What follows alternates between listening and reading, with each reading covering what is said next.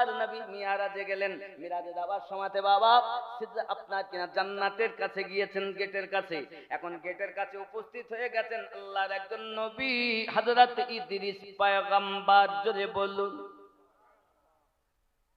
আমার নবী জিজ্ঞাসা করেন, ভাই ইদ্রিস কেমন আছেন জান্নাতের ভিতরে?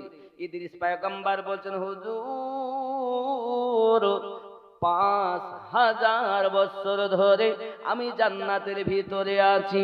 নবী গো, এখনো জান্নাতের একটা গলি আমি ভ্রমণ করে শেষ করতে পারিনি। কয় হাজার বছর? ইদ্রিস নবী, ইনি আল্লাহর একজন নবী। হযরত ইদ্রিস নবী বলছেন, হুজুর সবথেকে আশ্চর্যের বিষয় হলো এটা, আমি জান্নাতের ভিতরে ঘুরি, ভ্রমণ করি। ওগো নবী, আমি জান্নাতের ভিতরে যেখানেই দেখি সুন্দর সুন্দর মহল, ইয়াকুত পাথর দিয়ে সাজানো গোছানো, চাঁদি দিয়ে স্বর্ণের পাথর দিয়ে সুন্দর করে গোছানো। নবীজি নবীজি আমি যেখানেই যাই শুধু দেখতে পাই আখিরি জামানার নবীর উম্মতের ঘর। হুজুর আরো একটু আগিয়ে যাই, আখিরি জামানার নবীর উম্মতের ঘর। আরো আগিয়ে যাই, আখিরি জামানার নবীর উম্মতের ঘর।